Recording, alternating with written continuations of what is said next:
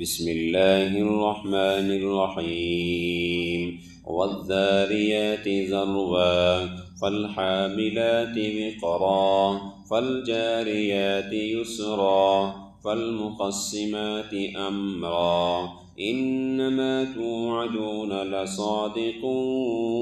وإن الدين لواقع والسماء ذات الحبك إنكم لفي قول مختلف يؤفك عنه من أفك قتل الخراصون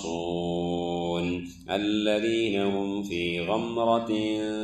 ساهون يسألون أيان يوم الدين يوم هم على النار يفتنون ذوقوا فتنتكم هذا الذي كنتم به تستعجلون إن المتقين في جنات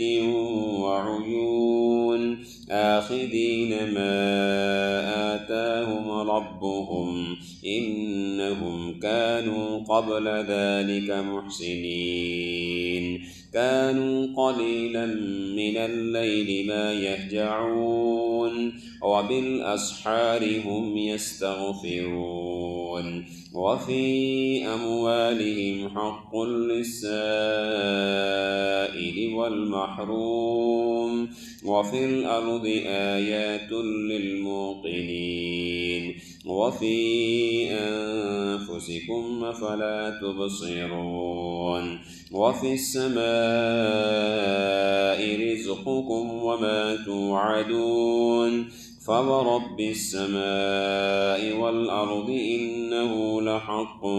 مثل ما أنكم تنطقون هل أتاك حديث ضيف إبراهيم المكرمين إذ دخلوا عليه فقالوا سلاما قال سلام قوم منكرون فراغ إلى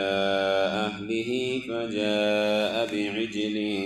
سمين فقربه إليهم قال ألا تأكلون